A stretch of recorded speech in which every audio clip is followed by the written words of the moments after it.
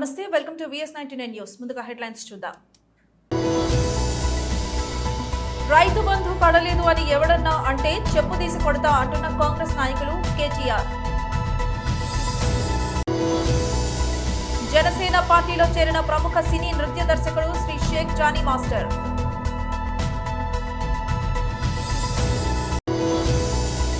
యాదాద్రి దేవాలయం అధికారులతో అభివృద్ధి పనులపై సినిమాటోగ్రఫీ శాఖ మంత్రి కోమటిరెడ్డి సమీక్షా సమావేశం. బాలికలను ప్రోత్సహించడమే ప్రధాన లక్ష్యంగా ప్రతి ఒక్కరూ కృషి చేయాలని మంచిర్యాల జిల్లా అదనపు కలెక్టర్ రాహుల్.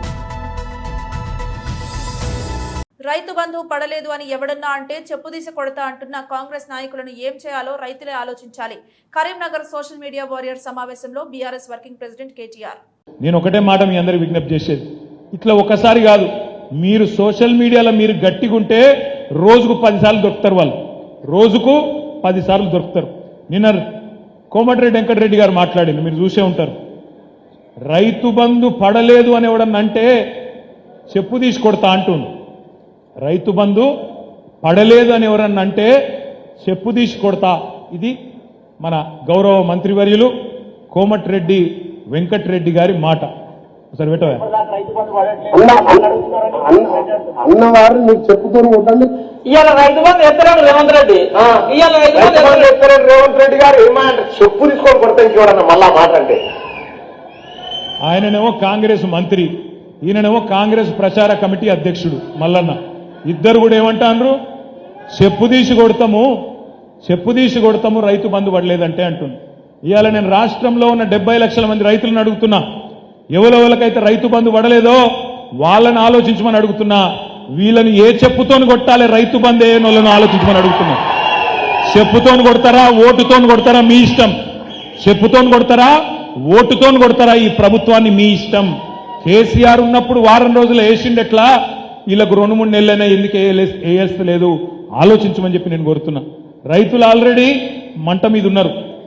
క్వింటాల్కి 500 బోనస్ అన్నాడు, ఇచ్చిండా? రేపు ఇస్తాడా ఏప్రిల్లా? ఇయ్యకపోతే రైతులు ఊకుంటారా? సీరిసింత గట్టరు. 500 బోనస్ క్వింటాల్కు మర్చిపోవద్దు తమ్ముళ్ళు. 500 బోనస్ ఇచ్చి తీరాలి. ఇయ్యకపోతే వాళ్ళ తరఫున మనమే గర్జించాలి, మనమే యాద్ చేయాలి. చంద్రబాబు హయాంలో పథకాలు కొందరికే వచ్చాయి. సీఎం జగన్ గారు అర్హులను వెతికి మరీ పథకాలు ఇచ్చారు. జగన్మోహన్ రెడ్డి గారు వచ్చిన సంవత్సరంలోనే ఐ థింక్ నాకు గుర్తు 95-96% ఇచ్చిన హామీలు పూర్తి చేసేసారు. ఈరోజు 99% పైన కంప్లీట్ మేనిఫెస్టోలో పూర్తి చేసి దానికి మించినవి చాలా చేశారు. మేనిఫెస్టోలో చేసినవి అయితే ఇంత ఖర్చు అయ్యేది కాదు, ఇన్ని పథకాలు వచ్చేవి కాదు. అందులో చాలా లేవు, తర్వాత చేస్తే పెట్టుకున్నాయి. అంటే ఆయన అప్రోచ్ విధానం ఏదైతే ఉందో, ఒక విత్తనం వేసిన తర్వాత చెట్టు పెరిగి దాని నుంచి కాయలు వచ్చి పండ్లు ఇదేంతవరకు కూడా విత్తనం వేసేసాం, మేము వదిలేసాము, నీళ్లు పోయాం, దానికంటే ఎట్లయితే అది పోతుందో చచ్చిపోతుందో అలా కాకుండా, లేదా గతంలో ప్రభుత్వం చూసాం 14-19 మధ్య తెలుగుదేశం పార్టీ ప్రభుత్వం ఉంది, అందరూ గమనించారు. పథకాలన్నీ ఉంటాయి, అయితే దాంట్లో ఓడపోతూ ఉంటుంది. ఎలా తగ్గించాలనుకుంటూ అక్కడ చేస్తే ఈరోజు మా ప్రభుత్వం, వైఎస్ఆర్ కాంగ్రెస్ పార్టీ ప్రభుత్వం, జగన్మోహన్ రెడ్డి గారి ప్రభుత్వం శాచురేషన్ పద్ధతి మీద ఇంకా ఎవరైనా మిగిలి ఉంటే అట్లా గాలించి పట్టుకొచ్చి వాళ్ళకి బెనిఫిట్స్ చేయాలని ఈ ప్రభుత్వం చూసింది. ఒక బెనిఫిట్ ఏదన్నా ఇస్తుంటే ఎలిజిబిలిటీ క్రైటీరియా ఫిక్స్ చేసి యూనివర్సల్గా ఒక స్టాండర్డ్ ఇదిగా శాచురేషన్ పద్ధతి మీద ట్రాన్స్పరెంట్గా పూర్తి చేయడంతో పాటు, మధ్యలో మళ్ళీ అర్హతలు వస్తే వాళ్ళకి ఇవ్వడంతో పాటు, సంవత్సరానికి 2 సార్లు మళ్ళీ ఒకవేళ ఎవరన్నా ఇంకా మిగిలిపోయి ఉంటే వెతికైనా సరే పట్టుకొని వచ్చి వాళ్ళకి ఇచ్చే కార్యక్రమం కూడా ఐ థింక్ ఈ మధ్య మళ్ళీ చేసినట్టున్నాం. నేను ఎందుకు చెప్తున్నానంటే, ఇది కేవలం రాజకీయ పరంగానే ఓట్ల రూపంలోనే చేసే నాయకుడైతే అది చేయలేడు. అందుకే ఇంతవరకు జరగల.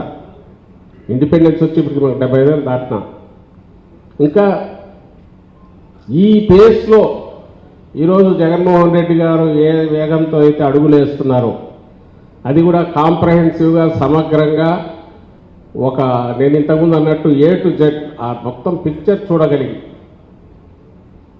నేను ఇక్కడ పెట్టే దీని తర్వాత 10 ఏళ్ల తర్వాత ఈ పిల్లాడు ఏమవుతాడు లేదా 5 ఏళ్ల తర్వాత ఈ కుటుంబం ఏమవుతుంది అని తన కుటుంబాన్ని తను ఎట్లా చూసుకుంటాడో అట్లా రాష్ట్రంలోని 1,67,00,000 కుటుంబాల గురించి కూడా ఆలోచించి అందులో ముఖ్యంగా పేదల గురించి ఆలోచించి సహజంగానే పేదరికం ఎక్కడంటే ఎస్సీ ఎస్టీలు వీళ్ళలోనే ఉంటుంది, ఆ తర్వాత బీసీలు మైనార్టీలో ఉంటుంది కాబట్టి వాటి మీద దృష్టి పెట్టి ఈ 4.5 ఏళ్లలో ఆయన చేసింది కదా ఇండిపెండెన్స్ తర్వాత మొదలైతే బహుశా ఈ వేళకు మనం డెవలప్డ్ కంట్రీస్లో అడ్వాన్స్డ్ దీంట్లో ఉండగలిగేవాళ్ళం. జరగల ఓవర్ ది పీరియడ్ ఇవన్నీ మాటల వరకు పరిమితమైనవి. ప్రాక్టికల్ ఆచరణలో వచ్చేసరికి సహజంగా సంవత్సరంలో చేసేది 10 ఏళ్ళు 15 ఏళ్ళలో కొంచెం జరుగుతూ న్యాచురల్ ప్రాసెస్లో వచ్చిందే తప్ప ఒక మోటివేటెడ్గా ఫోకస్డ్గా ట్రస్ట్ పెట్టి చేసి జరిగిన ప్రభుత్వాలు గతంలో రాలే. జనసేన పార్టీలో చేరిన ప్రముఖ సినీ నృత్య దర్శకుడు శ్రీ షేక్ జానీ మాస్టర్. అందరికీ నమస్కారం అండి. ఈరోజు చాలా హ్యాపీగా ఉంది. జనసేన పార్టీలో నేను చేరటం అనేది చాలా చాలా చాలా ఆనందంగా ఉంది. అంటే సామాన్య మానవుడికి ఏదైనా ఇబ్బంది వచ్చినా ఏదైనా ప్రాబ్లమ్స్ వచ్చినా ఎక్కడికి పోవాలో తెలియనప్పుడు ఒకరు వచ్చారండి, ఆయన పవన్ కళ్యాణ్ గారు. సో ఆయన ఎప్పుడు మీతో ఉంటారు, మీ గురించి నిలబడతారు, మీ గురించి ఫైట్ చేస్తారు. ఆయన వెనకాల మేము ఉంటాం. ఐఎమ్ వెరీ హ్యాపీ ఇక్కడ రావటం, ఆయనతో కలవటం, ఈ పార్టీలు చేరటం చాలా చాలా హ్యాపీగా ఉంది. And thank you so much Kalyan అన్న. చాలా ఒక మంచి హగ్తో ఎనర్జీ తీసుకొని నేను దీనిలో రావడం జరిగింది. So thank you so much. జై హింద్. యాదాద్రి టెంపుల్ నిర్మాణంలో పెద్ద ఎత్తున నిధులు దుర్వినియోగం అయ్యాయని రాష్ట్ర రోడ్ల భవనాలు మరియు సినిమాటోగ్రఫీ శాఖ మంత్రి కోమటిరెడ్డి అన్నారు. నేడు యాదాద్రి దేవాలయం అధికారులతో అభివృద్ధి పనులపై ఆయన సమీక్షా సమావేశం నిర్వహించారు. అనంతరం మీడియాతో మంత్రి మాట్లాడుతూ గత సీఎం కేసీఆర్ ఓ రిటైర్డ్ అధికారిని ఈవోగా పెట్టుకుని నిధుల దుర్వినియోగానికి పాల్పడ్డారని ఆరోపించారు. యాదాద్రికి వచ్చే భక్తులు అనేక ఇబ్బందులు పడుతున్నారని మంత్రి చెప్పారు. అవసరం లేకున్నా ఫ్లైఓవర్ బ్రిడ్జ్ నిర్మించి అక్కడ దుకాణాలను ఇండ్లు తొలగించి స్థానికులకు నష్టం చేశారని అన్నారు. ఈ కార్యక్రమంలో మంత్రి వెంట ప్రభుత్వ whip Beerla Ilaiah, ZP chairperson Sandeep Reddy, జిల్లా collector Hanumanthu, K Zendage, DCP Rajesh చంద్రతో పాటు యాదాద్రి ఆలయం ఈవో రామకృష్ణ, వైటీడీఏ అధికారులు, మున్సిపల్ చైర్మన్ సుధా హేమేందర్ గౌడ్లు ఉన్నారు. సుభిక్షంగా ఉన్న విధంగా సాగునీటితో పాటు నిరుద్యోగులకు సంబంధించిన సమస్యలు కానీ ప్రతి జిల్లా హెడ్ క్వార్టర్లో 10,000 మంది స్కిల్ డెవలప్మెంట్ సెంటర్లు పెట్టాలని చెప్పి కూడా ముఖ్యమంత్రి గారు నిర్ణయించుకున్నాం. అన్ని కార్యక్రమాలు మేము చెప్పిన 6 గ్యారెంటీలతో పాటు చెప్పని కార్యక్రమాలు ఇలా యాదాద్రి టెంపుల్ మీద రివ్యూ చేసినప్పుడు కూడా కొన్ని చాలా విషయాలు బయటపడ్డది.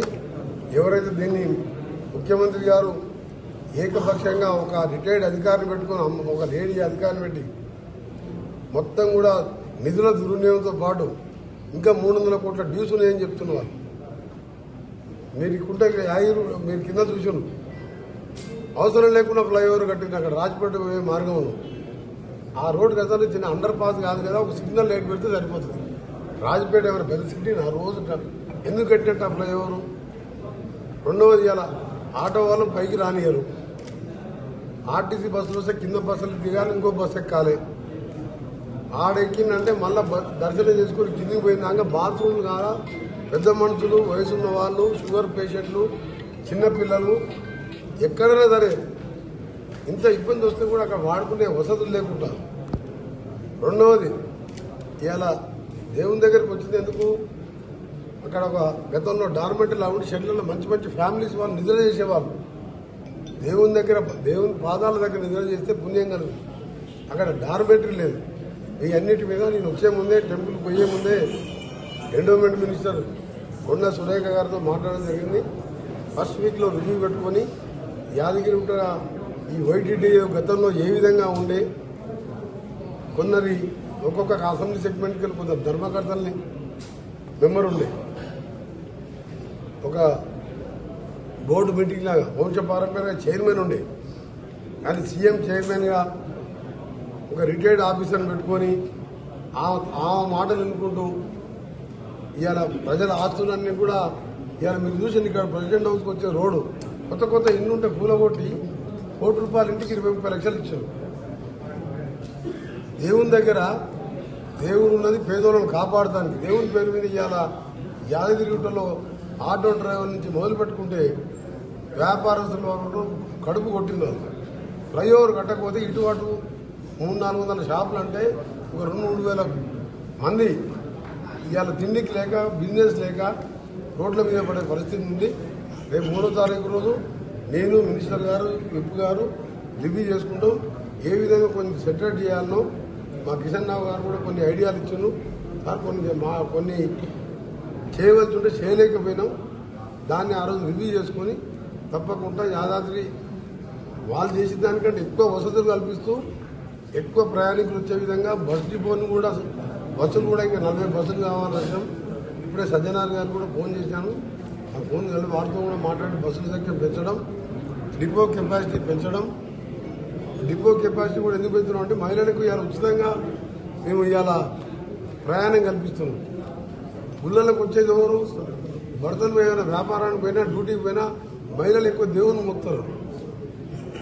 వారి కూడా బస్ డిపో పెంచడం. అలాగే కొత్త కోర్టు బిల్డింగ్ కూడా ఇప్పుడే కిషన్ రావు గారికి చెప్పడం జరిగింది, ఈఓ గారికి చెప్పడం జరిగింది. ఆ ఉన్న 2 బిల్డింగ్లో ఒక బిల్డింగ్ కోర్టు కోసం కేటాయిస్తూ కలెక్టర్ గారికి ఆదేశించడం జరిగింది. ఆ బిల్డింగ్ కూడా కేటాయించినట్టయితే సీజే గారిని పర్సనల్గా రిక్వెస్ట్ చేసి కోర్టు కూడా యాదగిరిగుట్టలో ఓపెన్ చేయడం జరుగుతుంది. మిగిలిన విషయాలు 3వ తారీఖు 4వ తారీఖు ఎండోమెంట్ మినిస్టర్ వచ్చినప్పుడు డిస్కస్ చేసుకొని ఒక యాదాద్రి టెంపులే కాదు, యాదగిరి, భువనగిరి, ఆలేరు, ఈ భువనగిరి జిల్లా మీద అన్ని పనుల మీద రివ్యూ చేసుకుంటాం. మిషన్ భగీరథ మాత్రం ఎంత ఘోరం అంటే 16 కిలోమీటర్ల పైప్ లైన్ వేయలేక చేతులు ఎత్తేసి అలా మంచినీళ్ళు కూడా సరిగ్గా 4 రోజులు నీళ్ళు వస్తలేవు. నీళ్ళే వస్తలేవు అసలు. అంత పెద్ద మల్లన్న సాగర్ పైన ఉన్నది. ఇవన్నీ కూడా 2-3 నెలల్లో ఫస్ట్ డ్రింకింగ్ వాటర్ సమర్పించి రాబో కాలంలో తప్పకుండా మేము చెప్పిన కార్యక్రమాన్ని చేస్తాం. 18 సంవత్సరాల నుండిన ప్రతి ఒక్కరూ ఫారం 6 ద్వారా ఓటర్గా నమోదు చేసుకోవాలని హనుమకొండ జిల్లా అదనపు కలెక్టర్ రాధికా గుప్తా అన్నారు.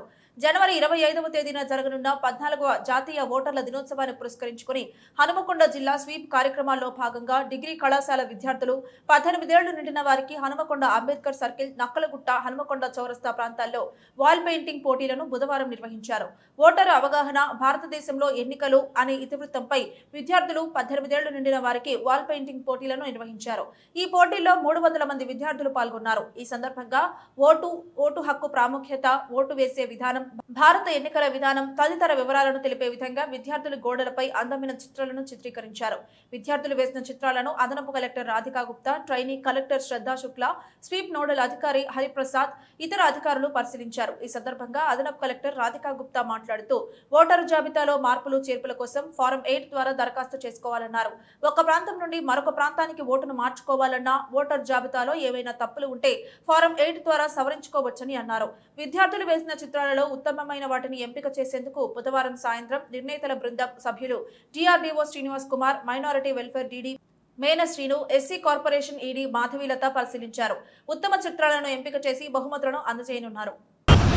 Good evening, I am Pravalika from Kakatiya University, Women's. We have participated in crafty program conducted by collectorate and members. This is our painting. Basically, our painting is about voting awareness in an election in India. Voters day సందర్భంగా మాకు graffiti competition పెట్టారు voter awareness కోసం. So ఈ కాంపిటీషన్లో participate చేయడం ఎంతో ఆనందంగా ఉంది. అలాగే ఇది చాలా ముఖ్యమైనది, ఎందుకంటే ఒక మంచి లీడర్ వస్తేనే మన సమాజం బాగుపడుతుంది. కాబట్టి మనం ఓట్ హక్కుని ఉపయోగించుకొని మన భవిష్యత్తుని మార్చుకోవాలి. పెయింటింగ్ థీమ్ ఏంటంటే మనం ఓట్ వేయకపోతే మన ఫ్యూచర్ ఎలా తెలుస్తుంది. సో ఇది ఏంటంటే మనం ఓట్ వేసి మన ఫ్యూచర్ని మనం ప్రియా, నేను కేయూ కాలేజ్లో చదువుతున్నాను. అయితే రాయడం మనం ఎవరికైతే ఓట్ వేస్తామో మన ఫ్యూచర్ని మనం డిసైడ్ చేసుకున్నట్టు అవుతుంది. ఎందుకంటే మన ఫ్యూచర్ని మనం ఎట్లా డిసైడ్ చేసుకున్నామో అది మన లీడర్స్ చేతిలోనే ఉంటుంది. కాబట్టి మనం ఓట్ వేసే ముందు ఆలోచించి ఓటు వేయాలి.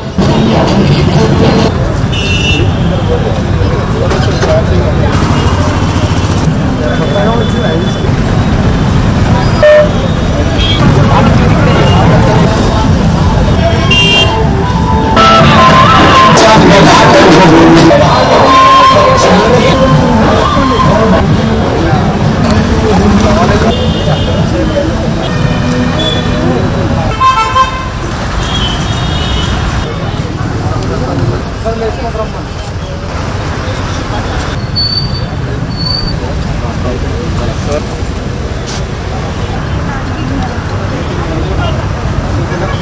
వేయాలి.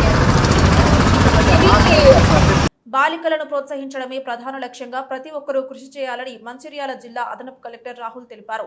బుధవారం జాతీయ బాలికల దినోత్సవం సందర్భంగా మంచిర్యాల జిల్లా కలెక్టర్ సమీకృత భావన సముదాయంలో జిల్లా మహిళా శిశు దివ్యాంగుల వయోవృద్ధుల సంక్షేమ శాఖ ఆధ్వర్యంలో ఏర్పాటు చేసిన వేడుకలను అదనపు కలెక్టర్ మోతీలాల్తో కలిసి ఆయన ప్రారంభించారు.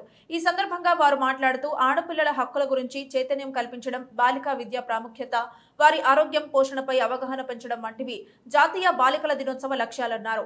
బాలికల అభివృద్ధి కోసం కేంద్ర రాష్ట్ర ప్రభుత్వాలు అనేక పథకాలు ప్రవేశపెట్టి అమలు పరుస్తున్నాయని వివరించారు. అనంతరం బాలికలు చేపట్టిన సాంస్కృతిక కార్యక్రమాలు ఎంతగానో అలరించారు. ఈ కార్యక్రమంలో శాఖలకు చెందిన అధికారులు, చైల్డ్ ప్రొటెక్షన్ యూనిట్ సిబ్బంది, వివిధ పాఠశాలలకు చెందిన విద్యార్థినులు, ఉపాధ్యాయులు పాల్గొన్నారు. ముందు కూడా సమాజంలో చాలా సమస్యలు ఉండేవి. ఇప్పుడు అట్లా సమస్యలు లేవు. ఎన్నో స్కీమ్స్ లేకపోతే సొసైటీలోనే మార్పు వలన మనకి ఇప్పుడు చాలా బాగైంది. అవకాశాలు కూడా ఈక్వల్ గా వస్తున్నాయి. అమ్మాయిలు కూడా అన్నింటిలో వాళ్ళ ప్రతిభ చూపిస్తున్నారని చెప్పేసి సో ఇదే దీని పైన నేను 2021 అకాడమీలో ట్రైనింగ్ లో ఉన్నప్పుడు ఈ గర్ల్ చైల్డ్ డే January 24 వచ్చినప్పుడు జస్ట్ ఈ ఆలోచనలు అంటే అప్పుడు సమాజంలో ఈ సతీ సాగమనం కానీ అవన్నీ ఉంటే రాజారామన్ గారి మొదలుకొని మన కందుకూరి వీరేశలింగం వాళ్ళ కృషి వలన ఎట్లా సామాజిక రుగ్మతలు అగేన్స్ట్ ఉమెన్ ఉన్నవి మారిపోయాయి. అదే సమయంలో మన సావిత్రిబాయి పూలే కానీ జ్యోతిబా పూలే వాళ్ళ కృషి, అట్లాంటి వాళ్ళ కృషి వల్ల ఆ సమాజంలో రుగ్మతలు పోయి అదే మళ్ళీ ఎడ్యుకేషన్ రూపంలో వచ్చి స్వేచ్ఛ, సమానత్వం అని రాజ్యాంగ హక్కులతో వచ్చి ఇప్పుడు ఎట్లా వాళ్ళు ఉన్నత శిఖరాలు అధిరోహిస్తున్నారు. ఇవన్నీ ఒక ఆలోచనలతో నేను అప్పుడు ఒక చిన్న ఇట్లా ఉన్న సొసైటీలో ఆ మహా గొప్ప వాళ్ళు చేసిన కృషి కానీ, మన రాజ్యాంగకర్తలు చేసిన కృషి కానీ, ఇప్పుడున్న గవర్నమెంట్స్ చేసిన కృషి కానీ, సమాజంలో వచ్చిన మార్పు కానీ, ఎస్పెషల్లీగా తల్లిదండ్రుల్లో వచ్చిన మార్పు వల్ల ఇప్పుడు ఎట్లా అయింది అంటే చిట్టి పాప అంటేనే చిరునవ్వు, తన పట్టీల సవరణలతో ముద్దు ముద్దు మాటలతో మురిపిస్తుంది, ఆ లక్ష్మీదేవిని మరిపిస్తుంది. అదే కొంచెం ఏజ్ వచ్చిన తర్వాత పద్ధతి అంటేనే పట్టుదల చదువుతున్న వాళ్ళు. అందుకే తనలో మార్పులన్నీ మురిపించి పరిధులను పటాపంచలు చేసి చదువుల్లో, ఆటల్లో, పదవుల్లో మెలిసింది, అంతరిక్షాన్ని అందుకుంది. ఇంకా కొంచెం పెద్దగైన తర్వాత స్త్రీ అంటేనే సహనం, అందుకే ఇల్లాలే ఇంటికి దీపం. స్త్రీ అంటేనే సృష్టికర్త, అందుకే మాతృదేవో భవే మొదటి పాదం. ఇంకా ఏం చేస్తే బాగుంటది. ఇప్పుడు సొసైటీలో ఈక్వాలిటీ వచ్చింది, అవకాశాలు వస్తున్నాయి, అమ్మాయిలు కూడా ముందుకు వస్తున్నారు, అన్ని రంగాల్లో వస్తున్నారు. ఇంకా కూడా ఇది కంటిన్యూస్ ప్రాసెస్ గా మనం ఏం చేయాలి, యాజ్ ఏ సొసైటీలో ఉన్న పేరెంట్స్ లాగా ఏం చేయాలి, అబ్బాయిలు ఎలాంటి మార్పులు రావాలి, గవర్నమెంట్ ఏం చేయాలి, ఇవ్వాలి స్వేచ్ఛ, ఇవ్వాలి సమానత్వం, ఇవ్వాలి గౌరవం, ఇవ్వాలి అవకాశం. తొలకలు వెనకలు వెనక్కి తిరిగి చూడరు, ఆకాశమే వారికి హద్దు. ఎందుకంటే ఆడదంటే అబల కాదు సబల, అబల కాదు సబల, అబల కాదు సబల. యాదాద్రి భువనగిరి జిల్లా ఆలేరు మండలం కొలనపాక గ్రామంలో 17 కోట్ల రూపాయల వ్యయంతో నిర్మాణం చేయనున్న R&B బ్రిడ్జ్ రోడ్డు వెడల్పు కార్యక్రమాన్ని రాష్ట్ర రోడ్లు, భవనాలు మరియు సినిమాటోగ్రఫీ శాఖ మంత్రి, ప్రభుత్వ విప్, ఆలేరు ఎమ్మెల్యేలు నేడు శంకుస్థాపన చేశారు. మొదటిసారి మంత్రి కొలనపాక రావడంతో కాంగ్రెస్ పార్టీ శ్రేణులు మంత్రిని, ప్రభుత్వ విప్ ను గజమాలతో సత్కరించారు. శంకుస్థాపన అనంతరం మంత్రి సభలో మాట్లాడుతూ ఎమ్మెల్యే నేను 2 కళ్లలా ఈ ప్రాంతం అభివృద్ధికి నిరంతరం కృషి చేస్తామన్నారు. సాగు, త్రాగు జలాల కోసం అటు బస్వాపూర్, ఇటు గంధమల్ల రిజర్వాయర్ల త్వరలోనే పూర్తి చేస్తామన్నారు. ఈ కార్యక్రమంలో MPP Gandhamalla Ashok, sarpanch Lakshmi Prasanna Reddy, MPTC RA Prashanth, Congress party నాయకులు బండ్రు శోభారాణి, నీలం పద్మ, వెంకటస్వామి, వెంకటేశ్వరరాజు తదితరులు పాల్గొన్నారు.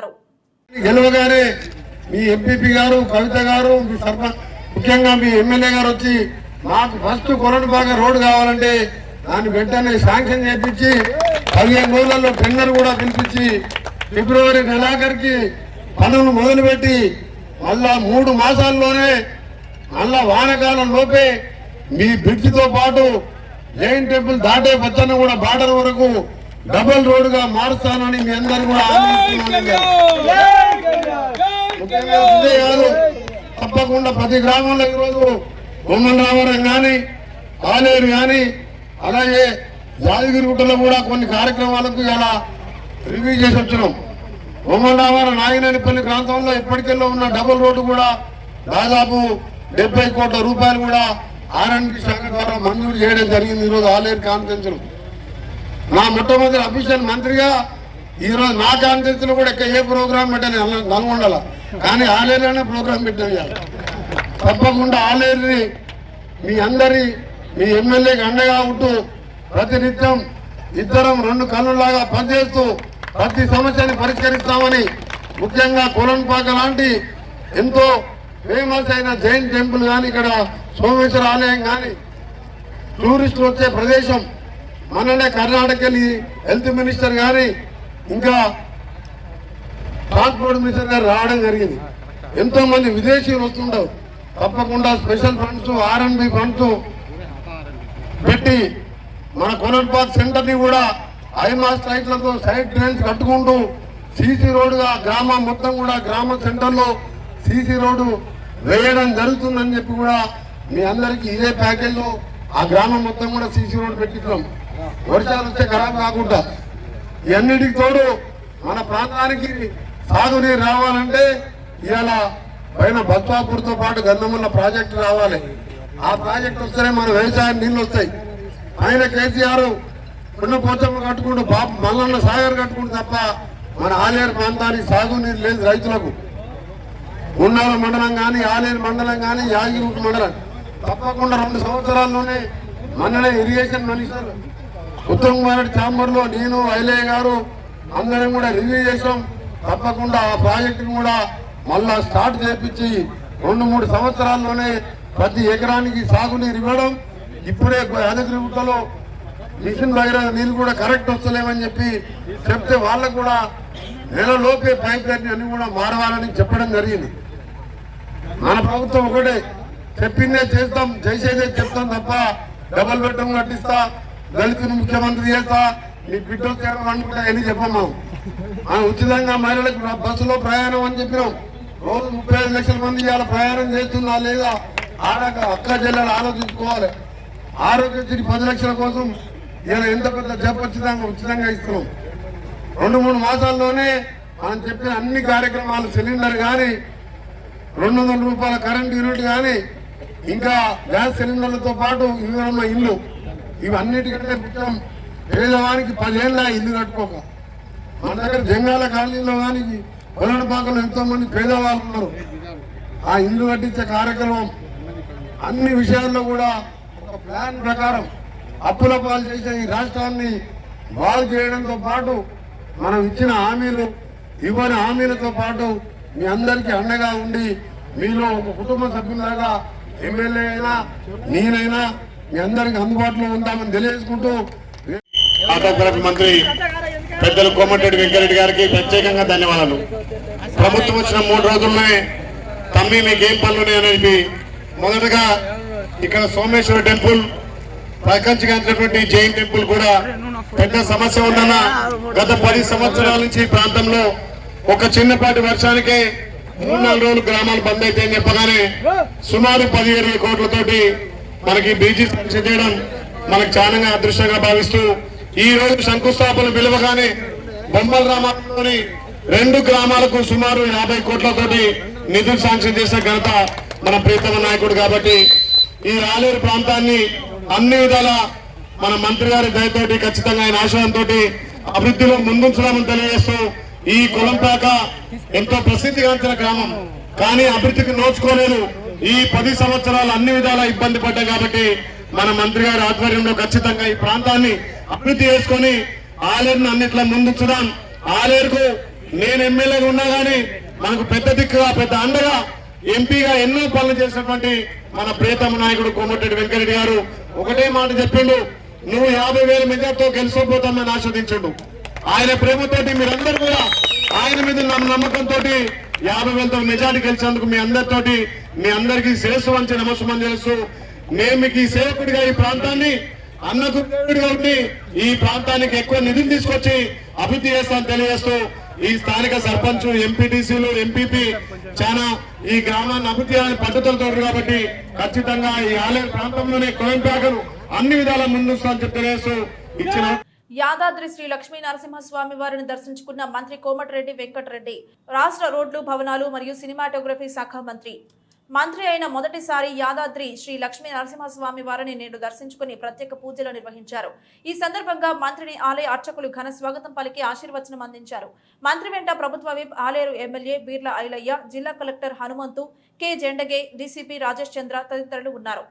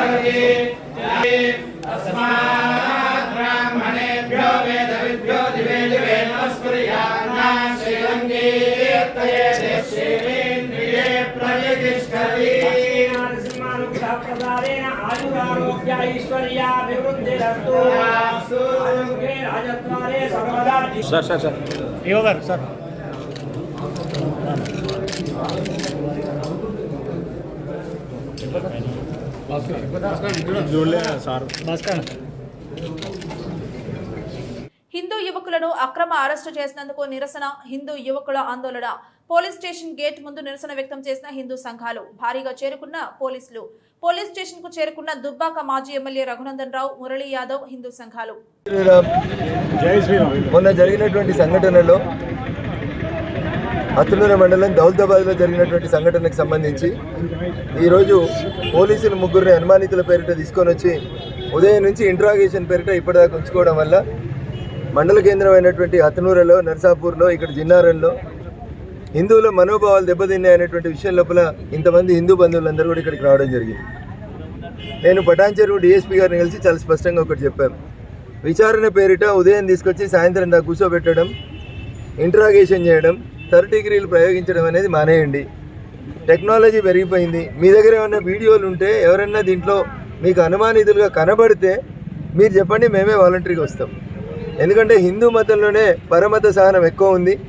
అంత పెద్ద సంఘటన జరిగితే కూడా ప్రపంచమంతా రాముని రాక కోసం ఎదురు చూస్తున్న తరుణంలో అల్లరి మూకలు చిల్లర పనులు చేసి హిందూ ముస్లింల మధ్యన ఒక రకమైనటువంటి వాతావరణాన్ని చెడగొట్టే పని చేస్తే కూడా ఆ రోజు కూడా ఇంతకంటే ఎక్కువ పెద్ద సంఖ్యలో హిందూ బంధువులు ఉండి సంఘటన తీవ్రతరం కాకుండా కాపాడింది ఎవరంటే మళ్ళీ హిందువులే కాపాడింది. కాబట్టి ఈ సంఘటనని మానవతా కోణంతో చూడడంతో పాటు అక్కడ నిజంగా పొరపాటు ఎవరైనా జరిగితే దానికి సంబంధించి ఇన్వెస్టిగేషన్కి మేము సహకరిస్తామని చెప్పినాం. ఈరోజు ఉదయం ముగ్గురిని ఎవరినైతే తీసుకొని రావడం జరిగిందో మిత్రుడు మహేష్ని మామూలుగా రమ్మని చెప్పి పోలీసు వాళ్ళు చెప్పినప్పుడు కొంతమందిని రమ్మన్నప్పుడు అందరూ కలిసి వచ్చినారు. దాంట్లో అనుమానితుల పేరుతో ఉదయం నుంచి సాయంత్రం దాకా వాళ్ళని వేరే పోలీస్ స్టేషన్లకు దింపుదామని కొంత పోలీసు వాళ్ళు ప్రయత్నం చేసినప్పుడు హిందువుల ఐక్యత ఆ ముగ్గురిని ఈరోజు కాపాడడం జరిగింది. భవిష్యత్తులో కూడా మేము ఇప్పుడు డిఎస్పీ గారికి చెప్పడం జరిగింది, ఇన్వెస్టిగేషన్కి ఎప్పుడు పిలిచినా సహకరిస్తాం. తప్పుడు కేసులు పెడితే చట్ట ప్రకారం ఎదుర్కొంటాం. తప్పుడు అక్రమ కేసులు బనాయించి ఎవరినో మెప్పించేందుకు ఎవరినో అప్పీజ్మెంట్ చేసేటువంటి ప్రయత్నం చేస్తే ఖచ్చితంగా ప్రతిఘటన తప్పదని చెప్పి పోలీస్ అధికారులకు కూడా చెప్పినాం. కాబట్టి ఈరోజు ఉదయం ఎవరినైతే ముగ్గురిని తీసుకొని రావడం జరిగిందో వారిని ఇప్పుడు తీసుకొని మేము దౌలతాబాద్ వెళ్తా ఉన్నాం. సహకరించినటువంటి మీడియా మిత్రులకి, ఇక్కడికి వచ్చినటువంటి హిందూ బంధువులందరికీ కూడా పేరు పేరున శిరస్సు వంచి నమస్సుమాంజలి తెలియజేస్తాం. వార్తలు ముగించే ముందు హెడ్లైన్స్ మరోసారి. రైతు బంధు పడలేదు అని ఎవడన్నా అంటే చెప్పు తీసి కొడతా అంటున్న కాంగ్రెస్ నాయకులు కేటీఆర్. జనసేన పార్టీలో చేరిన ప్రముఖ సినీ నృత్య దర్శకుడు శ్రీ షేక్ జానీ మాస్టర్.